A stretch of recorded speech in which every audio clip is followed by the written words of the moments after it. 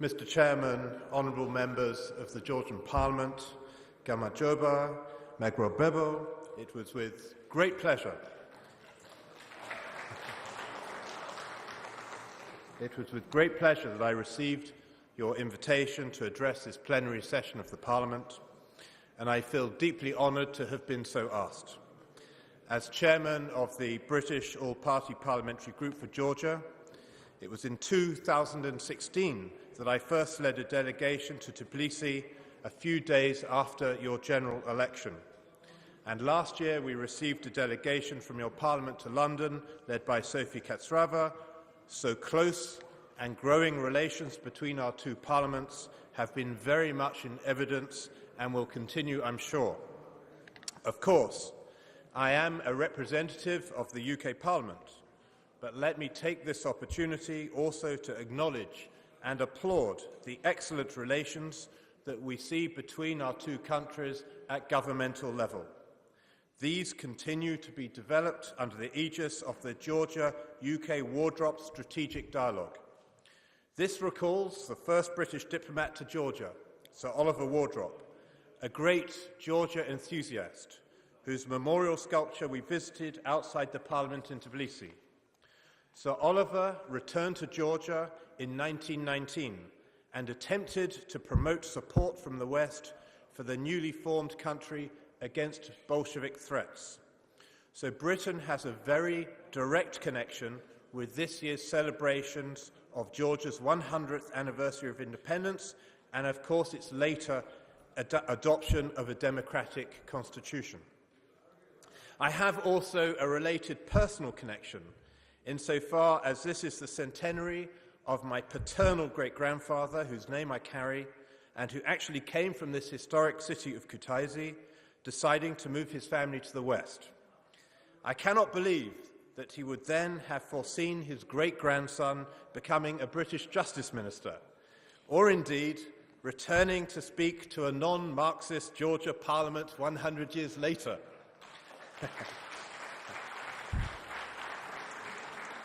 But I hope he would approve if he was here now. The values that Georgia and the UK share and hold dear are those to be seen in a free society, namely freedom of expression, freedom of religion, belief in human rights, freedom to own property, minimum state interference, and above all, support for the rule of law and justice. Whilst history dictates that this value system is one to which people will naturally aspire, history has also shown that there is nothing inevitable about this choice. Countries and people, through their political representatives, can make choices: capitalism or Marxism, democratic or autocratic, good or evil, repressive or free, backward-looking or future-positive, corrupt or just. And when one looks at modern Georgia, one sees that definite choices have been made in fundamental values terms to look west rather than east. And so importantly, it needs to be recognised and respected in the West that Georgia shares our values and that it has embarked on a journey towards building a society, institutions and laws that will make it feel very much at home in the wider European family and in Western institutions such as the EU and NATO. By the way, being good at rugby is also a good pointer towards being a civilised society as far as the UK is concerned. Of course, the democratic road is rarely a clear path, and from what I read and hear, there are no shortages of viewpoints, political debates, and differences of opinions in Georgia. But the fact that you are able to have such disputes in a democratic, non-violent context is a sign to me not of the weakness of your belief in democracy, but a show of its depth and strength. Let's not forget that democracy and institutions in the UK have evolved over many hundreds of years, which makes the huge and significant democratic steps taken in Georgia since 1991 to be truly remarkable.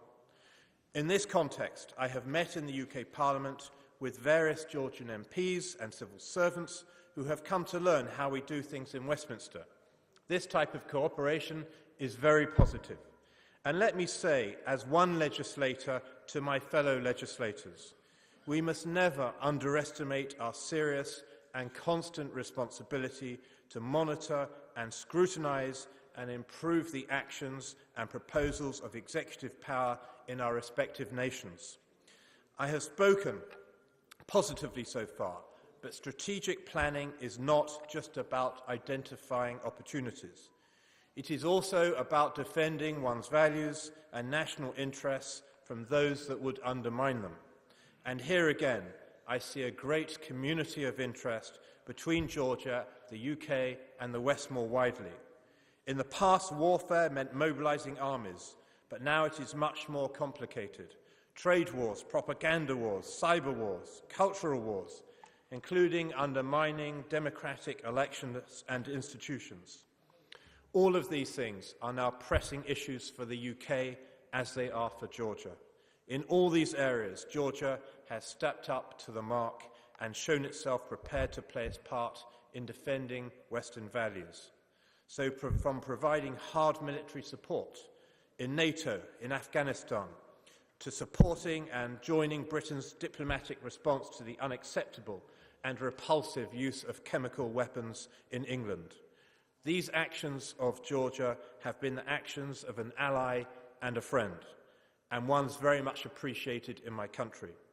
In return, I have been very pleased to hear of the military training and support the UK has provided to your country. This cooperation should only grow and deepen. 2 years ago, my group visited the region next to occupied South Ossetia, and on this visit we have been to see the Abkhazia ABL. To have 20% of one's country ruled by a foreign power is totally unacceptable. The prejudice shown to Georgians in these areas and the hardship and misery suffered by the IDPs from those in these areas has not gone unnoticed in the UK and should not be forgotten in our dealings with Russia alongside a growing list of other issues. A dictator can wake up in the morning and start a war in the afternoon. The problem, of course, is that democracies don't work like that. Decisions take time and debate. Reaction to aggression often needs multilateral support, which can give the impression of the dictator being strong. But this is invariably short-term, as it is democracy and our shared values that will inevitably win in the end, as they have inevitably done so in the past. For myself and my parliamentary colleagues, our participation in your 100 Independence Day celebrations was a memorable and meaningful experience. I was able then to pass on the good wishes and continued support of Her Majesty's government to your country. A communiqué has been agreed between our respective parliamentary friendship groups today. Over the last few days, we have had many excellent visits in this beautiful and historic country. We have held a large number of meetings with your President, Prime Minister, Ministers, MPs, business representatives, civil society and education-related interests.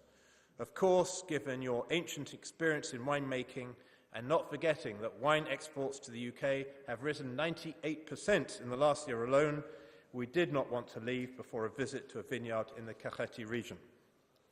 There will be a great many more opportunities for UK-Georgia trade and tourism to increase with the new direct flights to and from the UK. In my view, there has never been a better time for developing relations at every level and in every field between our two countries. This will certainly be the case in our parliamentary relations, and I thank you again for inviting me here to express this. Didi Madloba, Sakot Veles Gamajos.